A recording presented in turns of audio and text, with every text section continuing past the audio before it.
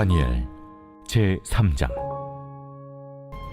느부갓네살이 분이 가득하여 사드락과 메삭과 아벳느고를 향하여 얼굴빛을 바꾸고 명령하여 이르되, 그 풀무불을 뜨겁게 하기를 평소보다 7배나 뜨겁게 하라. 군대 중 용사 몇 사람에게 명령하여 사드락과 메삭과 아벳느고를 결박하여 극렬히 타는 풀무불 가운데 던지라. 그러자 그 사람들을 겉옷과 속옷과 모자와 다른 옷을 입은 채 결박하여 맹렬히 타는 풀무불 가운데에 던졌더라. 왕의 명령이 엄하고 풀무불이 심히 뜨거우므로 불꽃이 사드락과 메삭과 아벳느고를 붙든 사람을 태워 죽였고, 이 세 사람 사드락과 메삭과 아벳느고는 결박된 채 맹렬히 타는 풀무불 가운데에 떨어졌더라. 그때 느부갓네살 왕이 놀라 급히 일어나서 모사들에게 물어 이르되, 우리가 결박하여 불 가운데 던진 자는 세 사람이 아니었느냐?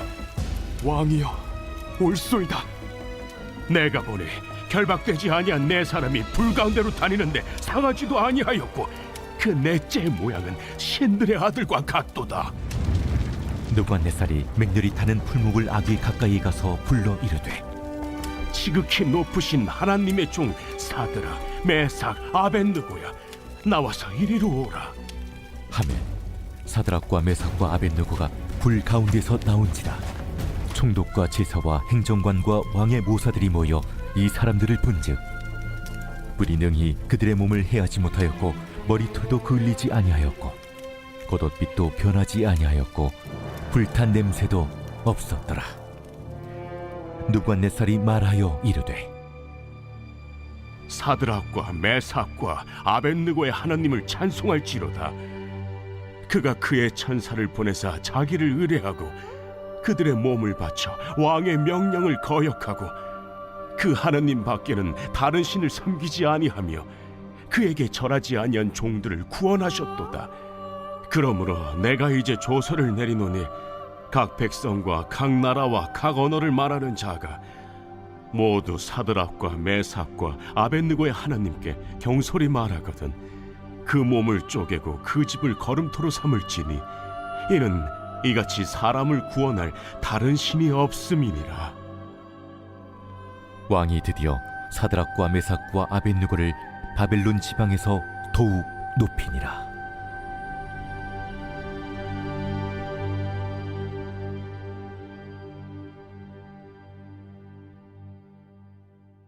할렐루야. 사랑하는 열린문교회 성도 여러분, 지난밤도 주님 주시는 은혜와 평강 가운데 단잠 주무셨습니까? 아침을 깨우는 말씀, 화요일 이 아침에 주님께서 저와 여러분에게 주시는 말씀은 다니엘서 3장 19절로 30절까지의 말씀입니다. 오늘도 주시는 살아계신 하나님의 말씀을 통하여 선명한 하나님의 음성이 들려지길 원하며, 또한 들려진 그 음성대로 하나님의 성경적 세계관이 또한 기준이 여러분의 삶 가운데 세워지심으로 맡겨주신 삶의 자리에서 오늘도 성경의 말씀에 순종하는 삶을 살아내시는 저와 여러분이 되었으면 좋겠습니다. 오늘의 본문의 말씀은 어제 이 말씀과 함께 하나의 이야기들을 연속으로 보여주고 있는 본문인데요. 어제 말씀에서 우리가 함께 나누었듯이 어제 본문 말씀에 포함되었었던 그 위대한 고백, 이 사드락과 메삭과 아벳느고가 했었던 그리 아니하실지라도 라는 고백을 담았었던 어제의 본문을 우리는 함께 보았습니다. 저는 이 다니엘서 말씀을 굉장히 좋아하는데요. 제가 다니엘서를 언젠가는 오픈 더 바이블에서 혹은 이 주일 설교 때에 아마 이 시리즈 연속 설교로 아마 다니엘서를 강의하는 날이 오지 않을까라는 생각을 합니다. 제가 다니엘서를 특별히 좋아하는 이유는 무엇이냐면, 어쩌면 이 세상을 살아가는 우리들에게 이 선명하고도 분명한 이 그리스도인으로서의 기준이 무엇인지를 가르쳐주는 책이라는 생각이 들고, 또한 그 기준대로 살아낸 자들의 삶을 하나님께서 어떻게 높여 사용하시는지에 대해서 분명하게 보여주고 있는 책이라 믿기 때문입니다. 그렇기 때문에 어떻게 보면 이 세상이라는 거대 속에 살아가는 우리들이 그리스도인으로서 살아가기란 쉽지가 않을 것인데, 그럼에도 불구하고 믿음으로 다니엘과 이 세 친구의 믿음과 기준으로 이 세상 속을 살아갈 때에 하나님께서는 반드시 그리스도인들에게 승리의 삶을 보장해 준다라는 것을 우리는 알 수 있습니다. 그리고 이 그리스도인들이 결국엔 믿음으로 살았더니 이와 같은 복을 받더라가 어떻게 보면 다니엘서에서 이야기하고자 하는 핵심 내용이 아니라 결국에는 세상 속에서 주눅들지 않고 하나님의 말씀의 기준대로 살았을 때에 하나님께서는 그들에게 복을 내어 주심으로 말미암아 세상 모든 사람들이 그들을 통해 하나님께 영광 돌리게 된다라는 이야기가 이 다니엘서의 핵심 포인트가 아닐까 싶습니다. 당시에 여러분도 아시겠지만 이 바벨론의 포로로 끌려갔던 다니엘과 세 친구, 그리고 어떻게 보면 그때 당시에 나라의 패권이 바뀌고 결국에는 바사에 의해서 다시금 그들이 섬겨야 하는 주인이 바뀌었을 때에도 그들은 이 동일한 마음과 믿음 앞에 요동치지 않고 하나님의 말씀대로 순종하며 살아갔던 그 모습들이 저와 여러분들에게는 큰 도전과 은혜를 주는 것 같습니다. 오늘 말씀을 함께 나누기 이전에 어제의 말씀을 함께 보면요. 결국에는 다니엘과 이 세 친구의 이 모습은 오늘날의 이 세상의 권력 앞에 우리가 어떠한 태도와 어떠한 입장과 기준으로 살아가야 되는지에 대해서 분명히 가르쳐 주었던 본문이라는 생각을 하게 됩니다. 언젠가도 여러분에게 이 내용을 함께 설교하며 나누었었던 기억이 있는데요. 로마서 말씀을 통해서 분명히 우리는 알고 있습니다. 세상이라 할지라도, 그리고 하나님을 알지 못하는 이 권력자와 지도자라 할지라도 결국에는 그 권세라는 것을 하나님께서 허락하시지 않으면 주어질 수 없다라는 그 로마서의 선언처럼, 또한 로마서의 선언뿐만 아니라 성경 전체에 흐르는 하나의 세계관이고 하나의 이 말씀이고 가르침인데요. 바로 이 단순히 이스라엘 백성이나 아니면은 하나님의 사람, 교회에만 하나님께서 주관하시고 그들을 앞에 역사하시는 것이 아니라 세상에 하나님을 알지 못하는 자들, 그리고 심지어는 악인들에게조차도 하나님께서는 철저하게 그들을 통치하시고 다스리신다라는 것에 대해서 여러분에게 늘 말씀으로 가르쳐 왔습니다. 그렇게 우리는 이 세상을 살아갈 때에 두려워할 이유도 없고 세상이라는 거대 앞에 우리가 주눅들 필요도 없다라는 이야기를 했으며, 그리고 오늘날과 같이 이 독재자들이 판을 치고 독재자들이 여러 가지 전쟁의 위협을 하는 이 상황 가운데서도 우리는 절대적인 평안을 누릴 수 있다라고 이야기했습니다. 왜냐하면 세상의 모든 권세도 하나님의 허락하심과 허용하심으로 인해 주어진 것이기 때문이었다라는 것이죠. 그러면서 여러분, 우리가 두려워할 필요도 없지만 결국엔 성경의 로마서 말씀을 통해서 우리에게 가르치는 게 무엇입니까? 그 세상의 권세를 하나님께서 허락하시고 세운 것이라면 우리는 그것에 대해서 존중할 수 있어야 된다라고 그 균형을 이야기하시더라는 것이죠. 소위 신앙 좋다는 이들이 갖고 있는 잘못된 신앙의 개념이 무엇이냐면 바로 세상과 교회를 분리시키려고 한다라는 것입니다. 여러분, 우리가 거룩이라는 말을 잘못 이해하여 이와 같은 어떠한 잘못된 개념을 인지하게 된 것 같은데요. 여러분, 거룩이라는 것은 구분되었다라는 것을 의미한다라는 것을 여러분은 너무나 잘 아실 것입니다. 그러나 이 구분되어지고 구별되어진다라는 것이 결코 세상과의 단절을 의미하거나 세상이랑 완전히 이 유리되라고 이야기하시는 것이 아님을 우리는 너무나 잘 알고 있습니다. 그러나 어느 순간인가 스스로는 뭔가 다른 존재이고 거룩한 존재라고, 깨끗한 존재라고 착각하는 이들이 만들어낸 개념이 바로 이 분리라는 개념입니다. 근데 이것은 오늘날의 교회와 기독교에만 나타나는 현상이 아니라 사실은 이 예수님의 그 시대 때부터 이미 등장했었던 개념이고, 어쩌면 예수님이 다시 오는 날까지 계속 반복되어지는 일이 아닐까 싶습니다. 여러분도 아시겠지만 예수님 당시에 유대인들은 크게 4개의 어떠한 종파를 가지고 있었는데요. 그 중에 하나가 여러분 에세네 학파였다라는 걸 여러분 잘 아실 것입니다. 에세네는 어떤 자들입니까? 스스로 광야로 나아가서 세상과는 자신들은 다른 존재라고 이야기하며 분리되어 그곳에서 음식이든 아니면 그들의 경건 생활이든 철저하게 금욕적으로 생활하며 결국엔 자신들을 세상으로 완전히 분리시켰다라는 것이죠. 그리고 중세 역사를 봐도 수도원 운동이라든가 결국에는 세상과 섞이지 않고 세상에 동화되지 않기 위해서 그들은 산으로 들어가고 철저하게 분리된 삶을 살았음을 우리는 너무나 잘 알고 있습니다. 그러나 이 모든 것이 성경의 맥락을 통해 우리가 보아 알지만 하나님께서 기뻐하시는 일이 아니었다라는 것입니다. 하나님께서 세상과 분리된 교회를 원하시는 것이 아니라 세상 속에서의 그리스도인들과 교회의 역할에 대해서 이야기합니다. 세상 속에 살아가며 사실 그들과 분리가 되는 것이 아니라 그들 안에서도 구분되고 거룩함으로 결국 그들 앞에 하나님의 영광을 드러내야 된다라고 이야기하더라는 것이죠. 사실 오늘 다니엘과 세 친구들이 보여준 그 믿음과 또 그 믿음에 의한 기준이라는 것이 정확하게 하나님께서 저와 여러분들에게 가르치는 그 기준이라는 것입니다. 여러분, 다니엘뿐만 아니라 이 세 친구들은 철저하게 바벨론 왕에게 충성을 다하였습니다.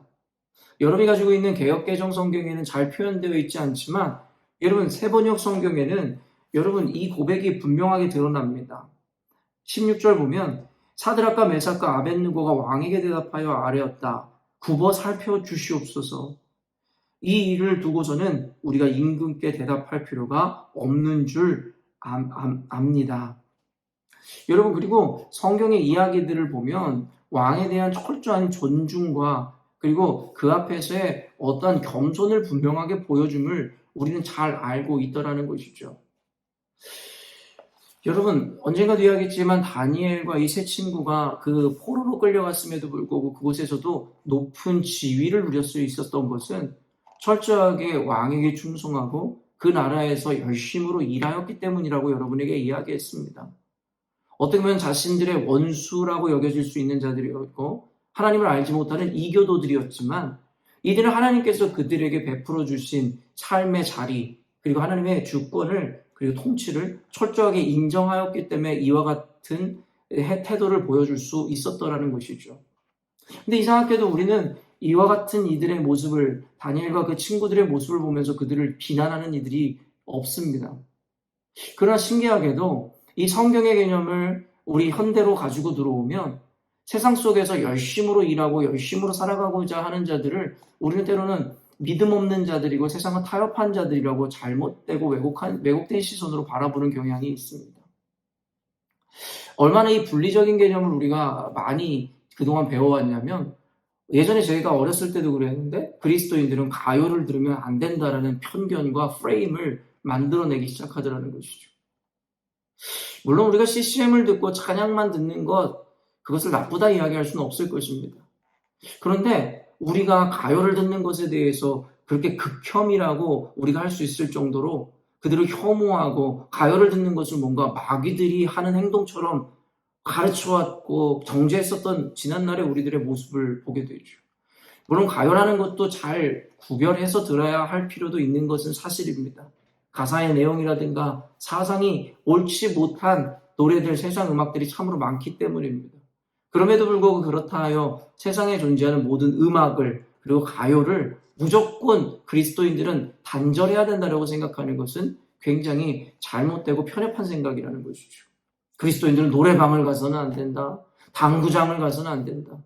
사실 이와 같은 개념들은 전혀 성경적인 개념이 아니라는 것이죠. 어떤 의미에서는 도리어 더 그와 같은 곳에 가서 구분되어지는 삶으로 그들에게 복음을 전하고 영향력을 끼치라. 이것이 하나님의 가르침일 것입니다. 그러나 현대에도 여전히도 이 에세네 학파처럼 금욕주의자들처럼 수도사들처럼 어쩌면 세상 속을 살아가지만 그들을 더럽게만 보고 그들과 분리시키려고 하는 이들이 너무나 많다라는 것이죠. 전혀 하나님의 방식이 아니라는 것을 우리는 알아야 된다는 것입니다. 사드락과 메삭과 아벳느고는 세상에서 철저하게 하나님께서 허락하신 그 권세에 이 복종하고 존중하는 모습을 보여줍니다. 그러나 그들이 타협할 수 없었던 것이 무엇입니까? 여러분도 아시겠지만 그 왕을 존중하면서도 아까 읽어드렸듯이 우리가 임금님께 왕에게 대답할 필요가 없는 줄을 압니다. 뭐에 대해서요? 이 일을 두고서는. 무슨 말이냐면 금으로 신상을 만들고 우상에게 절을 하라는 이 명령을 공포하였습니다.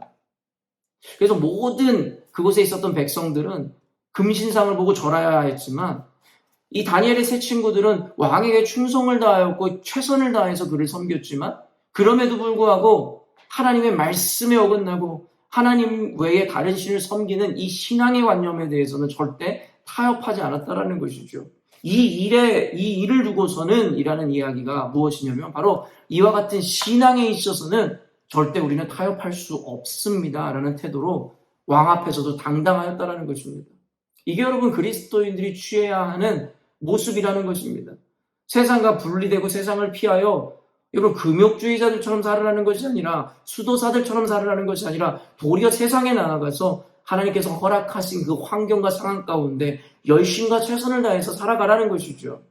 그럼에도 불구하고 결코 타협할 수 없는 일들에 대해서는 타협하지 말라는 것, 그것이 하나님의 말씀이고 우리 가운데 주신 하나님의 기준인 것입니다. 그리고 오늘 본문으로 넘어가면 결국 그들의 그 고백 때문에 느부갓네살 왕은 잔뜩 화가 나게 되죠. 그래서 평소보다 풀무불을 7배는 더 뜨겁게 만들어서 그들을 처형하려고 하더라는 것이죠.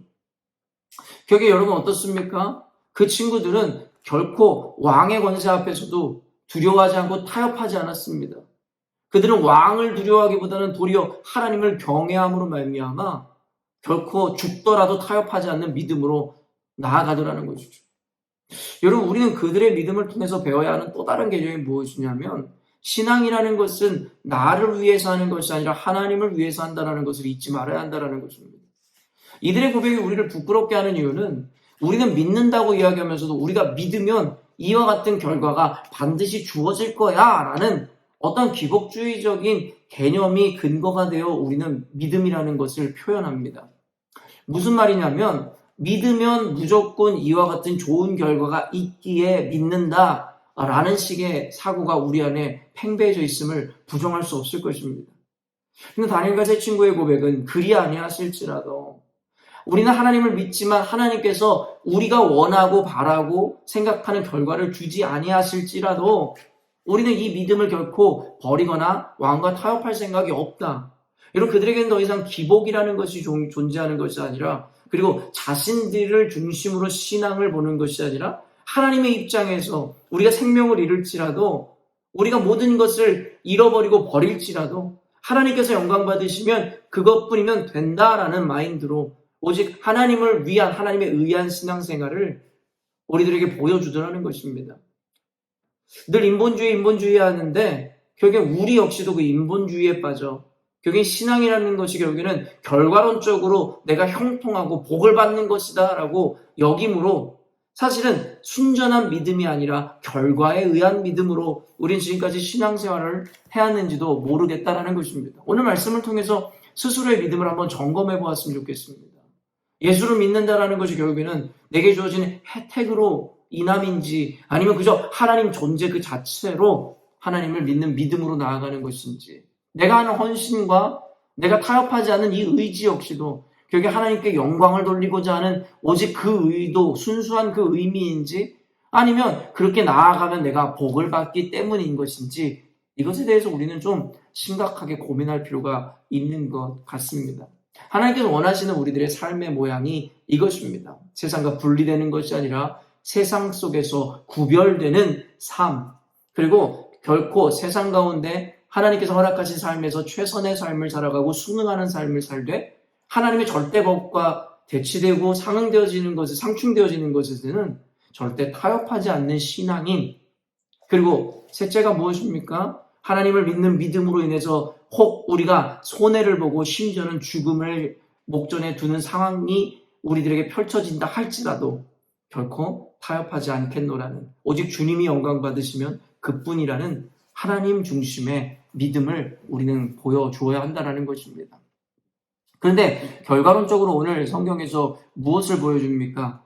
결국에는 사드락과 메삭과 아벳느고는 펄끝 하나 상하지 않고 하나님의 이 보내신 천사로 인하여 보호를 받고 하나님의 영광에 참여할 수 있는 은혜를 경험하게 되더라는 것이죠. 이와 같은 타협 없는 신앙, 세상 가운데 절대적으로 순종하고 세상의 권세에 대해서 충성을 다하되 하나님 앞에서 절대 타협하지 않는 또한 기복이 아니라 하나님께만 집중되어 영광을 돌리는 그들의 신앙에는 필연적으로 이와 같은 결과가 따라온다는 것을 우리들에게 보여줍니다. 여러분 오해하지 마십시오. 아까도 이야기했지만 이들이 이와 같은 결과를 볼 것이기에 하나님께 충성하고 믿었던 것이 아니었음을 말입니다. 도리어 하나님 앞에 결과를 바라지 않고 믿는 믿음으로 나갔을 때에 필연적으로 이와 같은 축복이 임하였다라는 것을 말입니다. 우리 오늘 말씀을 통해서 사실은 굉장히 많은 반성과 깨달음이 이루어져야 될 것 같습니다.